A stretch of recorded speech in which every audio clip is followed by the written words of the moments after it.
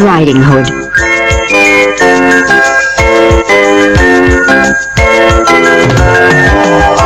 Once upon a time, there was a very, very pretty little girl called whatever little girls are called. Mary, Jessica, Hannah, Lucy. But no one remembered her real name because everyone called her Little Red Riding Hood. She'd been given the nickname because she always wore a little cloak with a red hood that her grandmother had given her. The cloak was made of the most beautiful red velvet, and when the little girl put it on, she was envied by all of her friends. Little Red Riding Hood lived with her mother in a very tiny village that was just on the edge of a great big wood.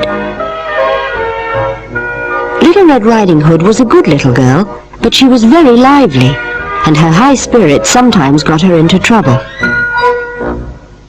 She was always collecting flowers or chasing butterflies in the woods. She loved animals and never forgot to give a sugar lump to the cart horses or a carrot to the goats. One day, Little Red Riding Hood's grandmother caught a cold. Her mother made a strawberry tart and put it in a basket with a jar of jam. She called Little Red Riding Hood into the house. "Your grandmother isn't feeling very well," she told her, "so I baked a tart for her and packed some jam. Now you take this basket and go straight to your granny's house. It'll cheer her up to see you." The grandmother lived in a cottage right in the middle of the wood, but Little Red Riding Hood wasn't at all frightened of walking through the wood. Little Red Riding Hood thought this was a grand job. She loved her grandmother so much that she always wore the cloak she'd given her, and anyway, she was looking forward to sharing the tart and jam with her. As she set off, her mother called after her, "No stopping to talk to strangers on the way. You be sure to go straight there." Little Red Riding Hood hurried along with the basket over her arm. It was a beautiful day, and the woodland was bursting with birdsong and colour. The rabbits and squirrels and all the wild animals of the forest seemed to be scampering around, enjoying the sunshine. The little girl had never seen so many gorgeous butterflies filling the air, but she kept her mind on her task and didn't even stop to admire their pretty colours.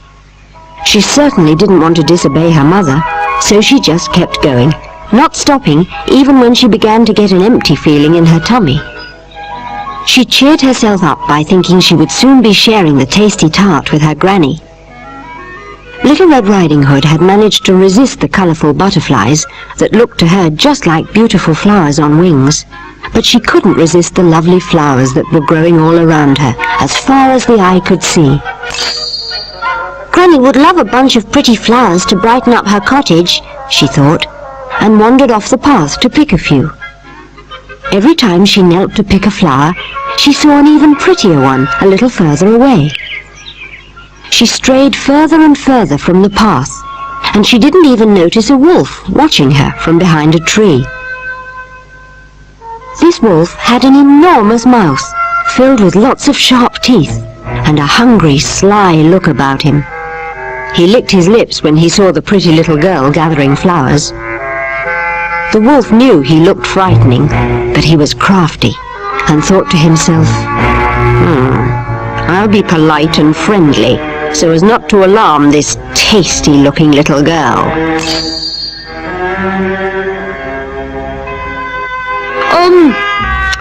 "Lovely little girl, may I introduce myself?" the wolf asked Little Red Riding Hood. "A big bad wolf at your service." Little Red Riding Hood remembered her mother's warning and told the wolf firmly that she never talked to strangers. "But I'm no longer a stranger," replied the crafty old wolf. "I've already told you my name. Now you should tell me yours." Little Red Riding Hood thought about this, and then she told him her name. She forgot all about not talking to strangers, and she told the wolf where she was going and who she was going to see. As soon as the wolf found out where the little girl was heading, he thought, If I'm very clever, I might be able to eat Granny for my tea, as well as this tender little girl.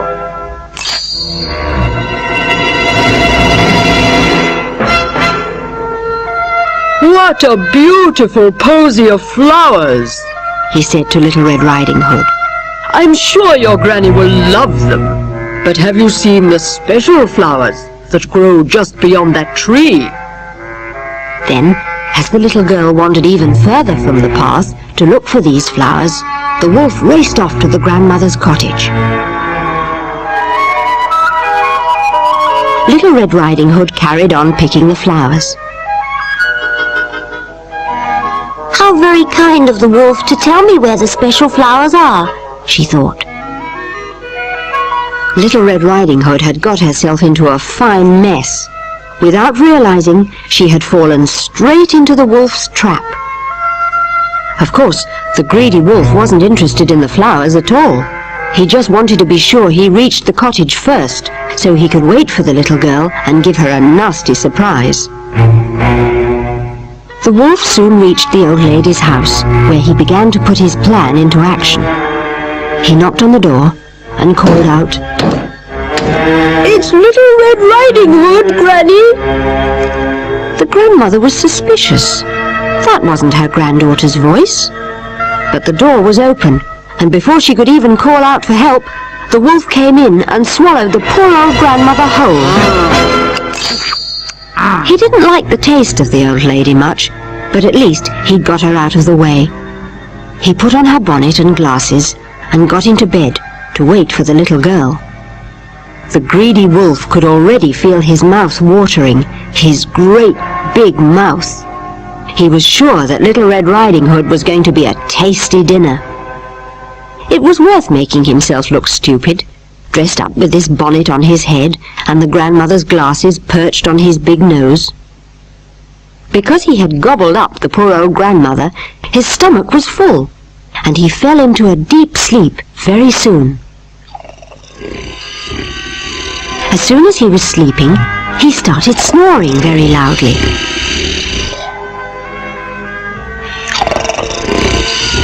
He slept for hours and hours, and when he woke up, he looked at the clock. Oh, it's getting late. Where is Red Riding Hood? He said to himself. He started getting very impatient.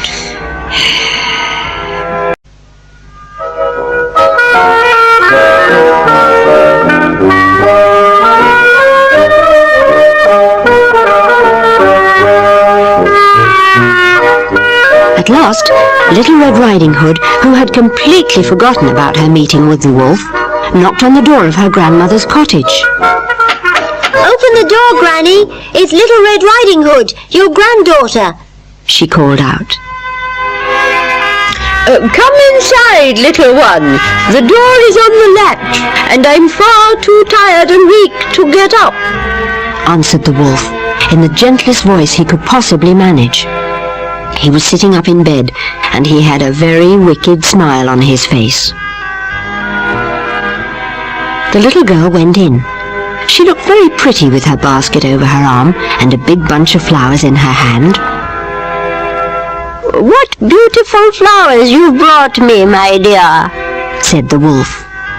I'll save the tart for later. All the wolf was really interested in was when he could eat up his long-awaited treat, Little Red Riding Hood.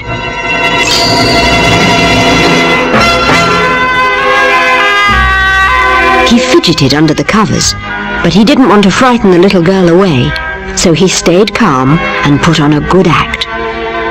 How are you, Granny? asked Red Riding Hood. Ill, very ill, answered the wolf feebly. I have a cold and keep sneezing. What a strange voice you have, Granny, said Little Red Riding Hood. My nose is blocked up because of my cold, explained the wolf. What big ears you have, Little Red Riding Hood pointed out, noticing the wolf's ears sticking out from under the bonnet. And that's not all that's wrong with me, replied the wily old wolf. The little girl couldn't help noticing the wolf's greedy gaze behind her grandmother's spectacles, and said nervously, What huge eyes you have, Granny. All the better to see you with, dear granddaughter, replied the wolf. But Little Red Riding Hood still wasn't sure. Her granny had such a strange voice. But the wolf was clever as well as sly, and he complained of how poorly he felt, and gave 3 sneezes and coughed 4 times just to prove it. The little girl came closer to the bed. What a big mouth you have, said Little Red Riding Hood, suddenly alarmed. all the better to eat you with, snarled the wolf, and he jumped out of bed and gobbled up Little Red Riding Hood in one mouthful.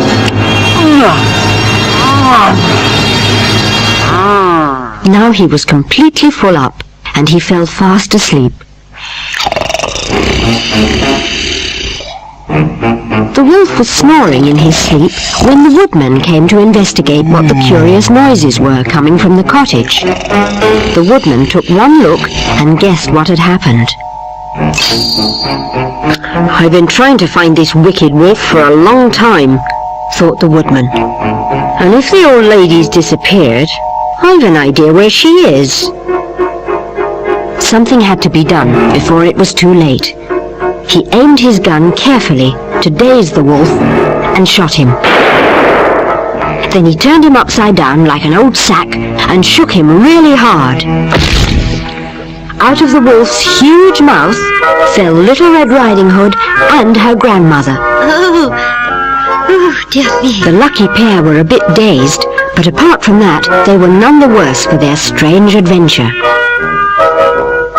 Thank goodness the greedy wolf swallowed us whole and didn't take any time to chew, said Little Red Riding Hood.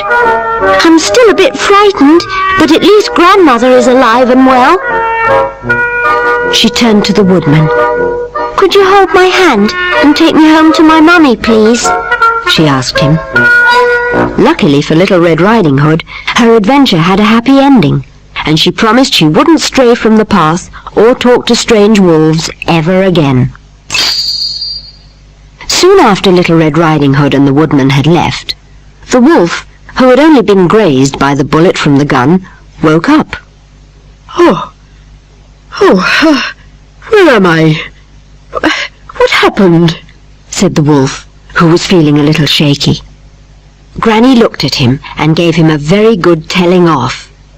You've been very, very bad indeed, you naughty wolf, she said. How could you have been so wicked and frighten a sweet old lady like me and my lovely granddaughter? I'm very sorry, said the wolf. I promise never to be wicked again. When the wolf said this, Granny took pity on him and let him come and live with her as a watchdog.